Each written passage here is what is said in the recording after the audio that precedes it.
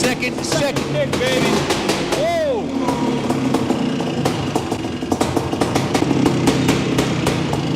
You open that door?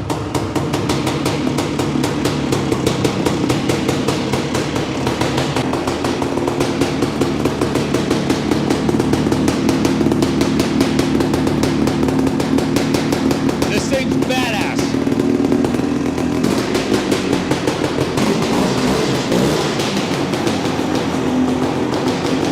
Guys, look at this. Look at this stick right here. This is a Rokon COBRA. They only made 70 of these. This is number 62. The factory test pilot, you just heard talk about it, who's the #1 surviving Rokon guru in the world, built this bike. Everything on the engine's brand new. It's got a brand new exhaust, brand new tires, brand new front fender, brand new Renthal bars and grips, and it was done 10 years ago, and it wasn't ridden, the electronic ignition or the I'm not sure what it was, but it wasn't quite perfect. So the guy who had it before us never rode it. The Wizard took it, straightened it out, and it runs, starts first kick or second pull, excuse me, of the pull start. It's a fantastic machine. It's a factory weapon. There were 70 of them made. This COBRA configuration was the racing model. Of the 70, this is the only one. This was a trendsetter by a factory Rokon pilot and racer that was done with a long travel suspension. Beater forks, unobtainium magnesium wheels, unobtainium. They just don't exist. You're not going to find a set like these anywhere, and these look to be in brand new condition. World-class piece. Museum's full of bikes. This is one I'd love to make some space for and keep it on display if you want to keep it here.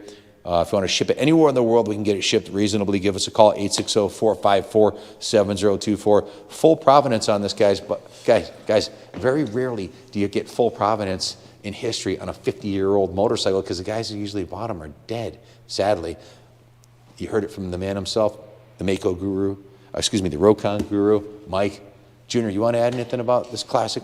Yeah, it's funny you called it a Mako. That's exactly what I compared this bike to when I jump on. The seating position, the frame, the engine, the way that it runs and the way that it idles feels just like an MC400 from the day.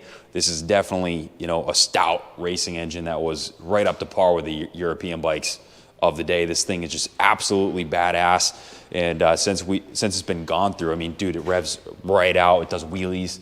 I wish it wasn't a blizzard outside. I wish you guys filmed when you rode it the other day. That would have been great, because right now this bike's way too nice to take out in the mud and snow, in my opinion. I mean, it's ready to roll in the museum. We're not going to do that. If you want a riding demo and you buy it, call us. I'm sure Junior would be glad to take it out and do a couple holies for you. or Billy or the Wizard. Yeah, there'll be a line of volunteers. We can keep it clean, keep it on the pavement if you like, but at least demonstrate that it goes all the way up through the rev range. Super clean. Frankly, it's like borrowing someone's girlfriend for the prom. Don't recommend it. So it's just too nice. It'll be parked. It'll be parked in the museum for now. So. Yeah, it's being rolled into the museum. I am absolutely awed by this machine and in love with it. It's a spectacular classic. Billy, you want to add any words of wisdom on this? Yeah, real quick, Ken and Ken Jr. This bike was made in New Hampshire. It's an American-made motorcycle. One of only one Rokon is made with a pull start. It's a snowmobile-derived engine. That's no excuses. I believe it's a Sachs motor. But made in America, New Hampshire, with a lot of top components all over it. And these bikes were used. I've never seen an MX this nice, not even close. I've seen a lot of Rokons that were used as ISDT bikes, and they brought American riders to gold medals in the world's motorcycling Olympics. Wow. Numerous times. These bikes were very well known and highly regarded in their day in the 70s and up to the early 80s.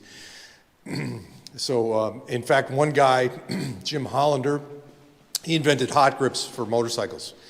But he rode for Rokon back in the day, and he had a hole in his gas tank during one of the big major events to qualify for the ISDT. And he had people around the course chewing gum for him. So the fuel was leaking out of the bike so bad, he'd stop at the checkpoint and people would stick their chewing gum in the tank, and he got to the finish line with the gold medal and he qualified for the 6 days. Wow. It's quite a Thank you story. for sharing that, Billy. That's fantastic. Yeah, but made right here in New Hampshire. It's a New England piece that's highly regarded, and a lot of input from New England riders. helped to create and sustain these bikes. God, I wish we could keep it. New England Motorcycle Museum. It's made right here in New England. One of the key things you said, Billy, this was a snowmobile motor. Snowmobiles weigh 3 times as much as this and have way more rolling resistance and are kept wide open along country lakes for miles. And this motor's used to be bouncing off the rev limiter, but on a motocross track, it's completely under stressed. So it's an industrial capacity 2-stroke motor made in America. This motorcycle is made in America right here in New England. This is one of 70 ever made, number 62, by a fact, and it was built for their factory test pilot. Freaking awesome, cool history. I didn't know about the ISDT and the World Championships they had. I do know the flat track version we have in here in the museum placed fourth in the AMA Nationals in 1974, I think it was, the one we have here. So they were very competitive. They're very durable. Parts are available from Mike. The company is still in business, guys. This is the only American-made motorcycle in the United States of America is right here in New Hampshire, as Billy said, Rokon, and they only make the two-wheel drive, like tractor ATV version. They don't make a motocross version, sadly. This engine is upgraded by the factory. They started with 36 horsepower with a 340 Rokon engine. This is a 42 horsepower Works racing engine. And as our friend Mr. Murphy just said, with the head off this engine, it looks like Swiss cheese. There's ports everywhere. And because that increased the horsepower was by putting a lot of holes in the cylinder walls. So they've got great flow, fantastic running motorcycle, absolutely beautiful, bulletproof, rocket fast. And look at this stuff. They invented the reverse foot brake, so it doesn't get caught up in the rocks or debris in the ground. I mean, it's. Billy, can you hold the camera? I just want to do something before we sign off. There we go, man.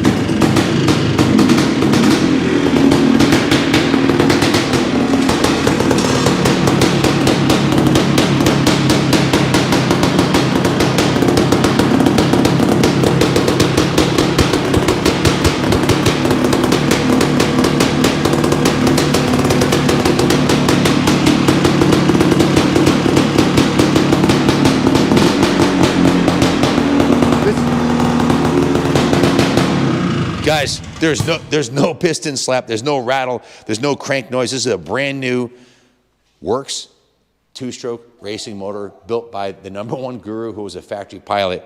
This is the finest one in the world available today. Bid high, bid often, because when it's gone, there's not another one. Thanks for watching, and as always, God bless America. Let's talk to the man himself, the guy that actually bought this brand new. Mike, how are you? It's Ken Jr. I'm fine. How are you? Good, man. I'm sitting here with my pops, and we're in the middle of the Rokon automatic video. You got a couple minutes to tell us about the bike? I can do what I can. I'm on the road. I'm on the road right now, but go ahead. But specific questions? yeah, this is Ken Sr. All I want to say is I had one of those moments when I walked into the shop and saw this on the lift, the profile of it, the pull to start, the big white cast mag wheels. I was love at first sight. What a badass machine. It started second pull this morning, and it barks. It absolutely barks at idle.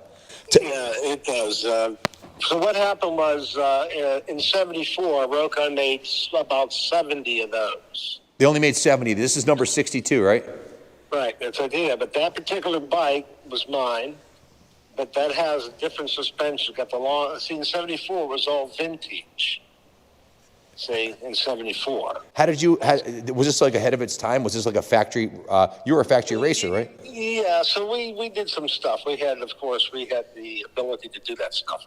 So we put if you look at it, the swing arm. See, it's got a cantilever suspension in the back. Was this made? They made this in 1974 like that? We put on a prototype '76 swing arm. Wow. If you look at that swing arm, it has little cups in the back where the shock sits. I see it. That was actually the production swing arm for the '76 models that people would buy. Okay. So that was something that was being worked on. So I used that with a different shock. We moved it forward on the front. We had Bader give us the long travel forks for the front. Nice. So that's different. And then, of course, the difference between the '74 MX, which they probably made hundreds of, and only the 70 Cobras were the same bike, but they beefed up the motor. So this one's a Cobra? And that one's a Cobra. They're all Cobras with the plates on them. See that number plate up on the front right, that little sticker? Yeah, the 62, yep. Yeah, there were 70 of those made. So this is one of 70, and this is number 62, and you bought it brand new. No, that one was short travel. Oh, okay. We changed that for me to make it long travel. What year did you do that? 75, I believe, is when we started that project. I don't remember. It's been a long time ago, man. It's 40-some years, I don't remember. How did you have that done? Did you have friends that worked at Rokon or something? Oh, yeah, I did a lot of test riding for them, yeah. Were you a pro rider? And not really a pro. I thought of myself as one, but not really. Not a licensed pro, no. But you were good enough to be a test rider for Rokon. Well, we did right. We did well with them. So the deal is they made a 74 MX, hundreds of them, okay? Hundreds.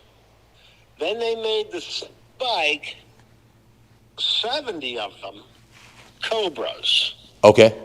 Where they put a special pipe, special clutch, special rear pulley, porting, piston cut, all that stuff on it. It's just that I wanted that, but that was short travel. So we just took one and made it long travel. So you got all the goodies on yours, and you added. This is one of 70 factory-built Cobra race bikes with a special pipe, carb, exhaust, everything. Right, exactly. Yeah. And Piston. anybody could buy them. They weren't special. You'd go into a dealership and buy a 74 MX, or you can wait to get a 74 MX Cobra. And there were how many MX Cobras made? 70. And this is the only one. This is the only one that had this special suspension. No, yeah, but don't forget, people were copying what we did all the time. You know what I mean? But this was the prototype. This was the first one, Rokon. Well, kind of the first one. But remember now, you can go out there, any super collector out there, as you well know, and they can say, look, that's the same as Bob Hanna's OW or DeCoster's RH. They make, they copy. Guys like to copy stuff. Replicas. But this is not a replica. This is the first Cobra long travel one ever built. Yeah, long travel one. And there are only 70 Cobras in the world, correct? Ever made, around 70. Now that's a plus or minus. How many are left? We figure, because I deal with the Rokon parts. I'm the guy that has all the parts and all the bikes still. That's all I do is work on Rokons. That's all I do. Well, how do people get a hold of you? Do you want more? They just know me. They know me. Actually, there's a sticker that says "Pull to Start" on that bike. I love it. And that's the old one, because the new ones have my name, number, and email right on. Well, give me your full name and number right here, because we're going to get you a ton of business with the Rokon Hey, I'll tell community. you what, I was on the phone with one of our repeat clients, Mike, and his name's Kevin Condon, and he was like, "Oh, I know Rokon, Mike." Oh yeah, Kevin, So this- absolutely. Yeah. Rokon. I think Kevin. He bought a bike. He bought one like you guys had, that yellow tanker, that short travel yellow tanker with the mag wheels. You guys had it one time up there. Yep. Yeah, that's when Kevin bought one from me. So how does someone get Indiana or something to get it. how does someone get a hold of Rokon Mike to buy parts from you? You can call this phone number that Billy has right there. He's calling now. That's dial 202-288-7197. Again, it's 202-288-7197 if you want to buy any parts from Rokon Mike or get any advice. Parts. I have a lot of stuff getting reproduced. We've got a lot of stuff remanufactured. Are there any other Cobras that you know of like this for sale of the 70 made? No, I just sold one I had to a friend of mine in Ohio who's been bugging me for it, and I just sold it to him. A stock, short travel, stock spoke wheels. Mike, I had one of the principals of one of the major Ford manufacturers. I won't say who he is for a reason, but he called about this bike and he was interested in purchasing it, and he asked, "What's up with the wheels? Are those the original wheels? Can you tell us a little bit about the wheels?" Yes, those wheels are called Kimtab, Kimtab. Kimtab was just a manufacturer that made those snowflakes. They're magnesium. And you get them there, fire, baby, watch out. So they're flammable. They'll go up like a can of gasoline. Magnesium, strong and light. Thanks. Can you tell us what was done to the motor when you rebuilt it? When we rebuilt, of course, we did everything: cranks, bearings, seals, and everything like that. And probably cleaned the cylinder up and put a new piston and top end in it. But you have to remember, man, that bike hasn't been in my possession. I'm saying 10 years. It could be 8 years. I don't know. But As far as been a long, long time. it still has the tires that were, it appears to have not been ridden at all since you He did didn't it. do it. He never. When I sold it to Bobby didn't do anything when he put it in his barn, man, with all his other 40, 50 bikes. He didn't do anything when he may have rode it up and down the pasture once or twice, but he didn't do anything with it. That's all. And I was going to buy it back, but then he sold the whole package to somebody else. So 10 years ago, it was restored to this condition, and it's been on display, I guess. And the only thing it needed was a slight adjustment to the electronic. I don't know exactly what the Wizard did. Yeah, to I it, think but some of the contacts were messed up, but Jimmy Lord and I just went through the ignition side and got it dialed in. Now it's got wicked strong spark, and there's no issues. Great. Yeah, well, I mean, I know that bike hasn't been used. I mean, I don't know about after he sold it to this guy you bought it from. Well, Kenny definitely didn't ride it. Kenny doesn't really ride much at all. And that bike, since when I sold it, doesn't have hardly any hours on it at all. Look at the pipe, then you're right. There's not a single ding on the pipe, and it looks like it just came out of the box brand new. Can't. We'll let the market determine what it is. I mean, it's such a rare piece, and we see all kinds of rare old Makos and CZs and the weirdest stuff, and I've never seen one of these before, brother. And when I saw it, I'm not easily wowed, but because I see so much cool shit every day. We're literally surrounded by 500 world-class vintage motorcycles, and 150 of them come and go every month. We appreciate your skill in information on these Rokons. I have mad respect for you, Mike. I don't know anybody else who's a guru on these like you, and this bike is evidence of your skill set. This thing runs so good. It's ridiculous. Good. I'm glad you like it. That's great. Okay, cool. All right. So look, just tell Billy to give me a call tomorrow, okay? I will, and thank you for your time, Mike. God bless, and have a great... What I'll try to do is I'll get his cell number, and I can text him some stuff, and then I might be able to get you some articles that we have, or make a copy or something that you can use to refer to some of this for. Dude, that'd be so cool. We'd be super grateful, and thank you for your time today. Super grateful. Okay, no problem. Thanks for calling. Yep, God bless.